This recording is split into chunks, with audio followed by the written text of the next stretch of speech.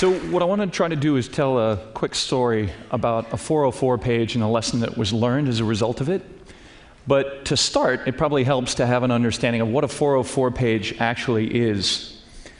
The 404 page is that. It's that broken experience on the web. It's effectively the default page when you ask a website for something and it can't find it. And it serves you the 404 page. It's inherently a feeling of being broken when you go through it. And I just want you to think a little bit about, remember for yourself, it's annoying, right, when you hit this thing, because it's the feeling of a broken relationship. And that's where it's actually also interesting to think about, where does 404 come from? It's from a family of errors, actually, a whole set of relationship errors, which when I started digging into them, it looks almost like a checklist for a sex therapist or a couples counselor. You sort of get down there to the bottom and things get really dicey. But yes.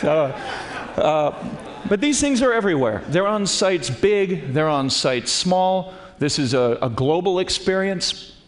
What a 404 page tells you is that you fell through the cracks.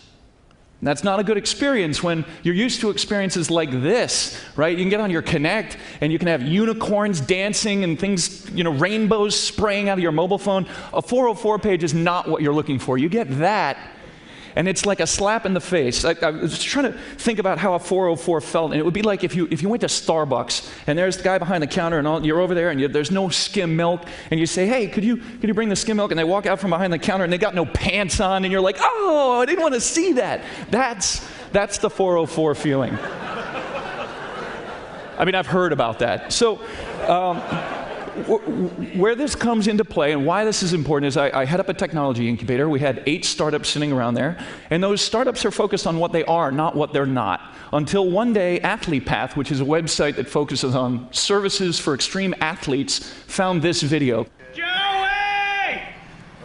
Yeah!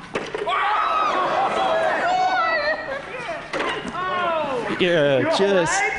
No, he's not okay. All right. They took that video and they embedded it in their 404 page, and it was like a light bulb went off for everybody in the place. Because finally there was a page that actually felt like what it felt like to hit a 404. So this turned into a contest. Daily Path that offers inspiration put inspiration on their 404 page. Stayhound, which helps you find pet sitters through your social network, commiserated with your pet, right? Each one of them found this. It turned into a 24-hour contest at 4:04 the next day. We gave out $404 in cash, and what they learned was that those little things done right actually matter, and that well-designed moments can build brands. So you take a look out in the real world, and the fun thing is, you can actually hack these yourself. You can type in an URL and put in 404, and these will pop. This is one that commiserates with you. This is one that blames you. This is one that I loved. It said, this is an error page, but what if this error page was also an opportunity, right? So it was a moment in time where all of these startups had to sit and think and got really excited about what they could be, because back to the whole relationship issue, what they figured out through this exercise was that a simple mistake can tell me what you're not, or it can remind me of why I should love you. Thank you.